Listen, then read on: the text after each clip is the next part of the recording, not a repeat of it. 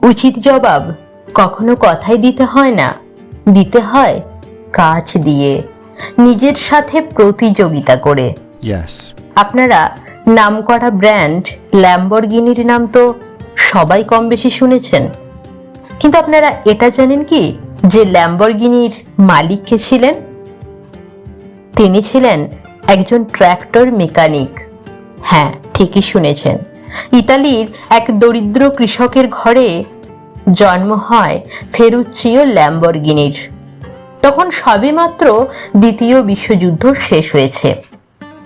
ফেরুচ্চিও বেশ ভালো মেকানিক্যাল কাজ জানতেন। যুদ্ধ শেষে তিনি মেকানিক্যাল দক্ষতাকে কাজে লাগিয়ে গড়ে তোলেন ট্রাক্টর মেরামতের ব্যবসা। আস্তে আস্তে ব্যবসা বড় হতে লাগলো।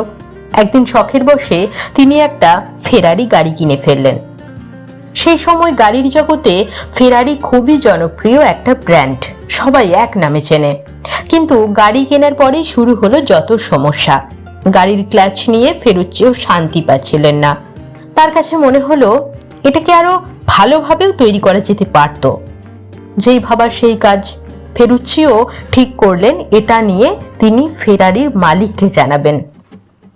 অনেক কাঠখড় পুড়িয়ে তিনি দেখা করলেন ফেরারির প্রতিষ্ঠাতা এনজো ফেরারির সঙ্গে। এনজো চুপ করে ফেরুচ্চিরও কথা শুনলেন। এরপর তাচ্ছিল্যের স্বরে বললেন, তুমি তো ট্রাক্টর বানাও, গাড়ির তুমি বোঝোটা কি? এই কথাটা মারাত্মকভাবে গায়ে লাগলো ফেরুচ্চিও ল্যাম্বরগিনির। ফেরারির অফিস থেকে বের হয়ে চলে আসলেন তিনি। এরপর সিদ্ধান্ত নিলেন তিনি নিজেই এমন একটা গাড়ি বানাবেন যা ফেরারিকেও হার মানাবে। অনেকগুলো বছর পেরিয়ে গেল। অবশেষে 1963 সালে প্রতিষ্ঠিত হলো ল্যাম্বরগিনি। ডিজাইনার শক্তিশালী ইঞ্জিনের জন্য এটি রাতারাতি ক্রেতাদের মাঝে জনপ্রিয় হয়ে উঠল। এরপরই শুরু হলো ফেরারির সঙ্গে ল্যাম্বরগিনির হাড্ডাহাড্ডির লড়াই।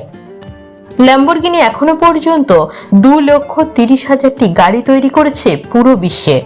কোম্পানির মার্কেট ভ্যালুয়েশন $19.7 বিলিয়ন। 2024 সালের নভেম্বর মাসের রিপোর্ট অনুযায়ী ল্যাম্বরগিনি এখন আমেরিকার মার্কেটে ফেরারির চেয়ে বেশি জনপ্রিয়।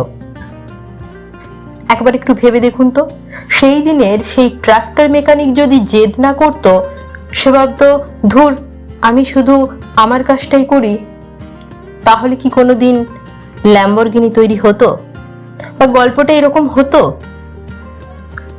এমন অনেক ধরনের বাধা বিপত্তি আমাদের জীবনেও আসে।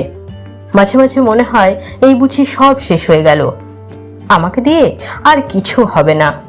নিজের উপর বিশ্বাস হারিয়ে ফেলি আমরা এটা ভুলে যাই যে আমি না পারলে কে পারবে? যা করার আমাকেই তো করতে হবে, তাই না? নিজের জন্য এমন একটা গল্প লিখে যেতে হবে যেটা আমি গর্ব নিয়ে বলতে পারবো। অনেকেই আপনাকে নিয়ে হাসি ঠাট্টা করবে, পিছনে ট্রল করবে, বারবার থামিয়ে দেবে, আপনার যোগ্যতা নিয়ে প্রশ্ন তুলবে। কিন্তু নিজেকে এমনভাবে প্রস্তুত করুন যেন আপনার কাজই একদিন আপনার হয়ে জবাবটা দিয়ে দেয়।